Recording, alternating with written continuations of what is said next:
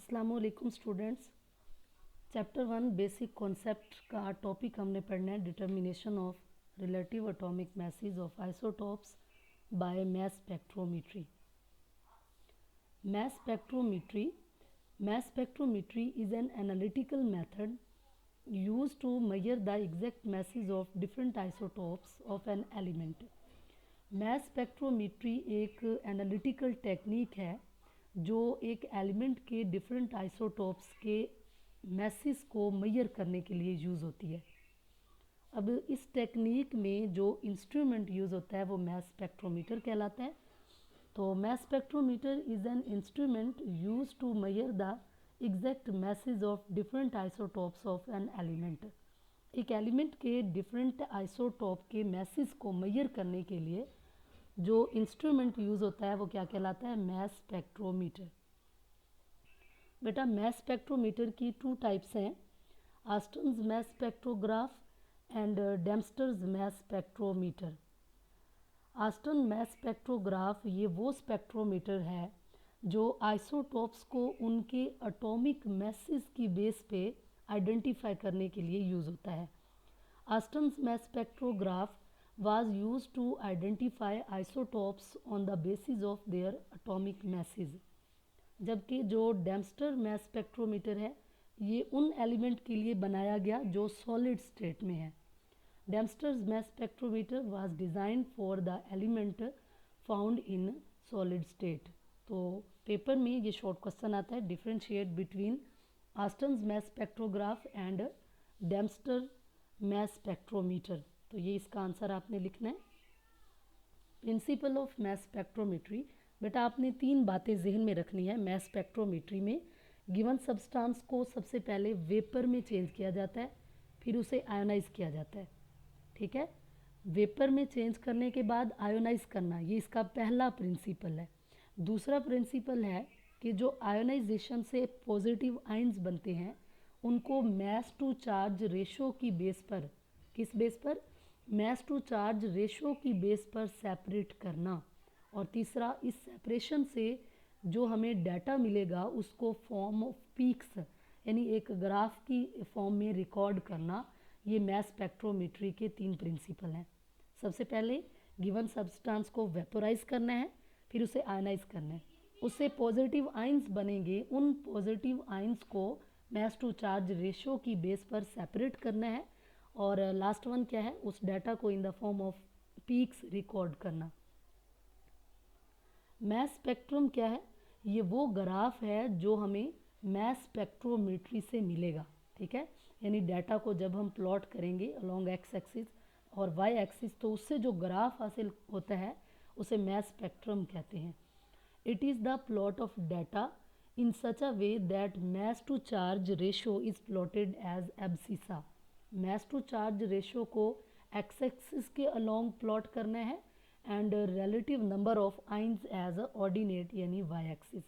Relative number of ions को y axis के along जब प्लॉट करेंगे तो उससे जो ग्राफ हासिल होता है उसे मास स्पेक्ट्रम कहते हैं। इसका मेथड क्या है? अब जो प्रिंसिपल है उसी की एक्सप्लेनेशन है यानी। ठीक है, तो एक टिपिकल जो मास स्पेक्ट्रोमीटर है उसके ये पार्ट्स हैं। नंबर 1 वेपोराइजेशन चैम्बर, जिसमें हम गिवन सब्सटेंस को वेपर में चेंज करेंगे। नंबर 2 आयोनाइजेशन चैम्बर, हम उन वेपर्स की आयोनाइजेशन करेंगे। नंबर 3 एनालाइज़र है, और एनालाइज़र में हम मास टू चार्ज रेशो की बेस पर पॉजिटिव आयन को सेपरेट करते हैं। नंबर 4 इलेक्ट्रोमीटर, और इलेक्ट्रोमीटर में वो जो सेपरेटेड आयंस हैं उनको फॉल करवाना है, उनको कलेक्ट करना है। इस इलेक्ट्रोमीटर को आयन कलेक्टर भी कहते हैं। और number 5 detector, amplifier and recorder है, जिससे हमने डाटा को रिकॉर्ड करना है।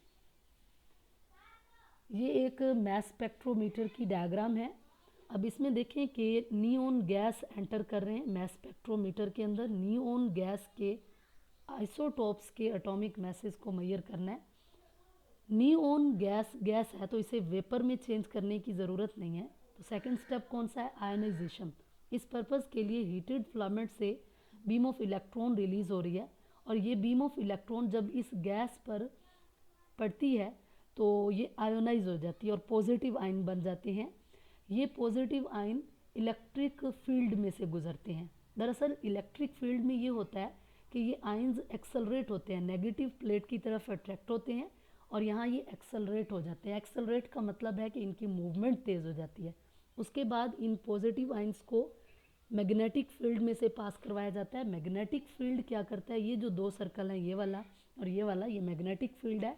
मैग्नेटिक फील्ड इन आयन्स को सर्कुलर पाथ में चेंज कर देते हैं, यानी इनका पाथ सर्कुलर वे में हो जाता है। और फिर उसके बाद एनालाइज़र है। एनालाइज़र क्या काम करता है, पॉजिटिव आयन्स को सेपरेट करता है on the basis of mass to charge ratio. तो यहाँ इनकी सेपरेशन हो जाती है। नियॉन गैस जब एंटर हुई थी तो उसमें इसके तमाम आइसोटोप्स थे। अब इनके मैसेज मेजर होने के बाद एनालाइज़र जो है इनको सेपरेट कर देता है। 20 वाले जो आइसोटोप्स होंगे ये अलहदा फॉल करेंगे इलेक्ट्रोमीटर पर, 21 वाले अलहदा और 22 वाले सेपरेट हो जाएंगे। ठीक है, तो यूँ ये इलेक्ट्रोमीटर पर फॉल करेंगे, तभी इलेक्ट्रोमीटर को आयन कलेक्टर भी कहते हैं। और उसके बाद इन्हें उसमें रिकॉर्ड किया जाएगा और एम्पलीफाई किया जाएगा और फिर डाटा को प्लॉट किया जाएगा इन the form of mass spectrum. तो इन सब को हमने डिटेल से अब डिस्कस करना है। सबसे पहले है वेपोराइजेशन चैम्बर।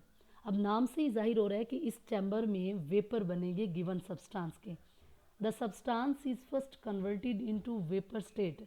अब वेपर चूँकि गैस है और गैस क्या करती है, प्रेशर डालती है, तो इसका प्रेशर आपने लो करना है, इसमें क्या करना है, लो करना है।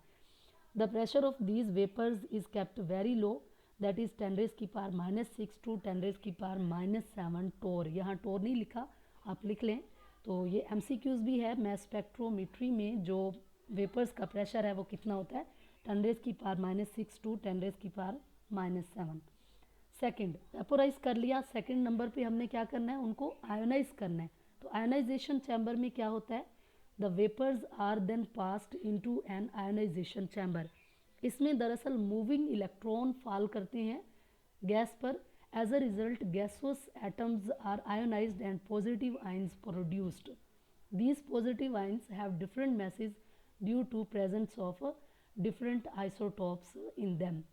जब बेटा गैस जो पास करवाते हैं हम आयोनाइजेशन चैम्बर में से, जब उस पर इलेक्ट्रॉन जो है वो फॉल करते हैं, बीम ऑफ इलेक्ट्रॉन, तो वो पॉजिटिव आयन में चेंज हो जाते हैं। फ़र्ज़ किया हमारे पास जो गैस है वो M है और इस पर हम इलेक्ट्रॉन फॉल करवाते हैं, तो इलेक्ट्रॉन फॉल करने की वजह से इस गैस में से इलेक्ट्रॉन रिमूव होंगे और ये गैस पॉजिटिव आयन में चेंज हो जाएगी। किस में चेंज हो जाएगी, M पॉजिटिव बन जाएंगे, पॉजिटिव आयन इसके बन जाएंगे। और एक इसमें से जो इलेक्ट्रॉन खारिज हुआ है वो, और एक इलेक्ट्रॉन जो इस पर फॉल करेगा, तो ये 2 इलेक्ट्रॉन इसमें से रिमूव हो जाएंगे। ये गैस इस तरह आयोनाइज हो जाती है। अब ये वाले जो पॉजिटिव आयन हैं ये बन गए हैं किस में, गैस के आयोनाइजेशन चैम्बर के अंदर। नेक्स्ट है एनालाइज़र। अब एनालाइज़र क्या करेगी कि इन पॉजिटिव आयंस को मास टू चार्ज रेशो की बेस पर सेपरेट करेगी। ठीक है, इसमें 2 स्टेप हैं इसको सेपरेट करने के। पहला स्टेप है एक्सेलरेशन ऑफ आयंस। डायग्राम में मैंने आपको दिखाया है कि जब आयंस बन जाते हैं तो उसके बाद उसे इलेक्ट्रिक फील्ड देते हैं, और आपको बताया इलेक्ट्रिक फील्ड का काम क्या है कि पॉजिटिव आयन को एक्सेलरेट करना, तेज़ करना, उनकी मूवमेंट तेज़ करना, और फिर मैग्नेटिक फील्ड अप्लाई करेंगे जो उसे सर्कुलर पाथ में चेंज कर देगी। Each positive ion has its own M/E value, mass to charge value. A potential difference electric field, potential difference यानी इलेक्ट्रिक फील्ड अप्लाई करनी है और 500 to 2000 volts is applied between the perforated plate to accelerate the ions. Accelerate का क्या मतलब है, to move करना, उनकी मूवमेंट को तेज़ करना। Thus ions are strongly attracted toward the negative plate. ये काम कौन कर रहा है, एनालाइजर 2 स्टेप में काम करेगा। एक में हम इलेक्ट्रिक फील्ड अप्लाई करते हैं स्पेक्ट्रोमीटर के अंदर, दूसरे में magnetic field. Deflection of ions, the ions are then passed through a strong magnetic field of strength H. It deflects the ions on the basis of their mass to charge value. Thus ions follow a circular path. Analyzer में हमने accelerate करवाया ions को by help of electric field, और फिर क्या करवाया, deflection उनकी करवाई by help of magnetic field. किसकी मदद से, मैग्नेटिक फील्ड की मदद से। तो नेक्स्ट है इसका mathematical relationship. The mathematical relationship is m by e is equal to, यानी mass to charge ratio is equal to s square over 2e और आर स्केयर। एस स्केयर क्या है, स्ट्रेंथ ऑफ मैग्नेटिक फील्ड, और E क्या है, strength of electric field. R radius of circular path है। बेटा अगर आप एच को कांस्टेंट रखते हैं और ई को इंक्रीज करते हैं तो मैस टू चार्ज रेशो जो है वो, इसका रेडियस क्या हो जाएगा, इंक्रीज हो जाएगा, मैस टू चार्ज रेशो को कांस्टेंट रखने के लिए। अगर आप एच को इंक्रीज करती हैं और ई को कांस्टेंट रखते हैं तो तब भी मैस टू चार्ज रेशो जो है वो क्या हो जाएगी, इंक्रीज हो जाएगी। By keeping H constant, if E is increased, R increases. Thus, ions of specific m by E value can be made to fall different place than before. It can also be done by keeping E constant and changing H. अगर आप E को constant कर लेते हैं और H को increase करते हैं तो change करते हैं, decrease करते हैं तो R increase हो जाएगा और m by E value भी increase हो जाएगी। यूँ specific जो m by E value के positive ions होंगे वो separate हो जाएंगे। सो smaller the m by e value, smaller will be the radius. अगर r इंक्रीज करेगा तो m by e वैल्यू भी इंक्रीज कर जाएगी, और अगर रेडियस डिक्रीज करेगा तो m by e वैल्यू भी क्या हो जाएगी, डिक्रीज कर जाएगी। Produced by the magnetic field, hence ions with the same m by e value are separated into beam of ions, यानी एक ग्रुप बन जाएगा आइंस का जिनकी same m by e value होगी। ठीक है, और मैसेज चूँकि आइसोटॉप्स के मैसेज डिफरेंट होते हैं तो m by e वैल्यू भी एक ग्रुप की डिफरेंट होगी, फिर दूसरे ग्रुप की, फिर तीसरे ग्रुप की। उसके बाद बेटा है इलेक्ट्रोमीटर। सर्कुलर पाथ में आने के बाद इलेक्ट्रोमीटर के ऊपर वो ग्रुप फॉल करेंगे। जैसे आपको डायग्राम में दिखाया था कि नियोन के जो 20 मैस वाले आइंस होंगे वो फॉल करेंगे, फिर 21 वाले और यू 22 वाले सेपरेट ग्रुप्स में फॉल करेंगे। और वो किस पर फॉल करते हैं, इलेक्ट्रोमीटर पर। इसीलिए इलेक्ट्रोमीटर को आयन कलेक्टर भी कहते हैं क्योंकि वो आयन उस पर आके फॉल कर रहे हैं। और flow of ion is called electricity, यानी उससे माइन्यूट करंट पैदा होगा। इलेक्ट्रिसिटी क्या है, करंट है ना। Flow of ion produce electricity, ठीक है, तो उससे माइन्यूट करंट पैदा होगा। उस जो करंट को फिर उसको रिकॉर्ड किया जाएगा और फिर एम्पलीफाई किया जाएगा। In mass spectrometer the separated beam of ion are pass through slit one by one, यानी वो ग्रुप की फॉर्म में आएंगे। Each beam contain, beam mean group, each beam contain ions of specific m by e value, these fall on an electrometer called ion collector. अब ये short question है जो paper में आता है, why electrometer is called ion collector. तो आपने क्या बताना है कि मैस स्पेक्ट्रोमीटर में जो पॉजिटिव आयन है वो बीम की फॉर्म में, ग्रुप की फॉर्म में सेपरेट सेपरेट उनके ग्रुप इलेक्ट्रोमीटर पर फॉल करते हैं। इसीलिए इलेक्ट्रोमीटर को आयन कलेक्टर भी कहते हैं। Each ion develop minute electric current, क्योंकि वो आयन्स मूव कर रहे हैं तो उससे क्या डिवेल्प होगा, electric current. The strength of current for each beam gives the relative abundance of ions. अब जिस मैस के ज़्यादा आयन्स होंगे वहाँ करंट की स्ट्रेंथ क्या होगी, ज़्यादा होगी। जैसे अगर फ़र्ज़ किया नियोन में 20 जो मैस है उसके आयन्स ज़्यादा हैं तो उसकी पीक हाई आएगी, यानी हाइट उसकी ज़्यादा आएगी, उसकी रिलेटिव अबंडेंस ज़्यादा होगी। नेक्स्ट है डिटेक्टर, एम्पलीफायर एंड रिकॉर्डर, यानी वो जो करंट प्रोड्यूस हुआ है आयन कलेक्टर पर, इलेक्ट्रोमीटर पर, उसे डिटेक्ट किया जाता है डिटेक्टर की मदद से।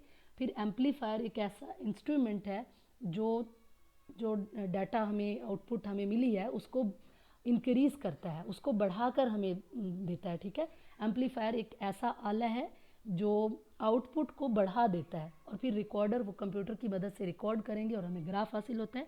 इन modern spectrograph the ions strike the detector to generate current, the current is amplified. Amplified mean कि उसका करंट की जो आउटपुट है वो इंक्रीज हो जाती है with the help of amplifier, and feed to the computerised recorder. और फिर कंप्यूटराइज्ड रिकॉर्डर क्या करेगा, उस डाटा को प्लॉट कर देगा इन द फॉर्म ऑफ ग्राफ। और ये जब हम पढ़े थे प्रिंसिपल, उसमें भी आपसे कहा है कि जो डाटा रिकॉर्ड होता है in the form of graph उसे क्या कहते हैं, मैस स्पेक्ट्रम।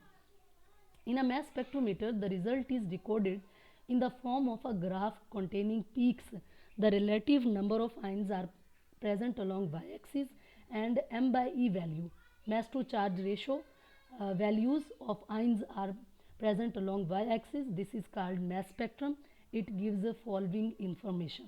अब ये कौन कौन सी इंफॉर्मेशन देता है, ये अभी आपको इसकी डायग्राम दिखाती हूँ. The number of peaks gives the number of isotope of an element. अगर 2 पीक्स आई हैं तो मतलब उस एलिमेंट के 2 आइसोटोप हैं, 3 आई हैं तो 3 आइसोटोप्स हैं. The height of peaks give the relative abundance of isotopes. अगर हाइट ज़्यादा आई है पीक की तो मतलब यहाँ आइंस ज़्यादा थे, उनकी रिलेटिव अबंडेंस ज़्यादा है.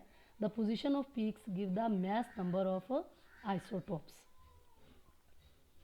ये आपके सामने मैस स्पेक्ट्रम है एक, और इसमें देखिए रिलेटिव अबंडेंस को अलोंग वाई एक्सिस प्लॉट किया है, और जो मैस नंबर है उसे एक्स एक्सिस यानी एब्सिसा के अलोंग किया है.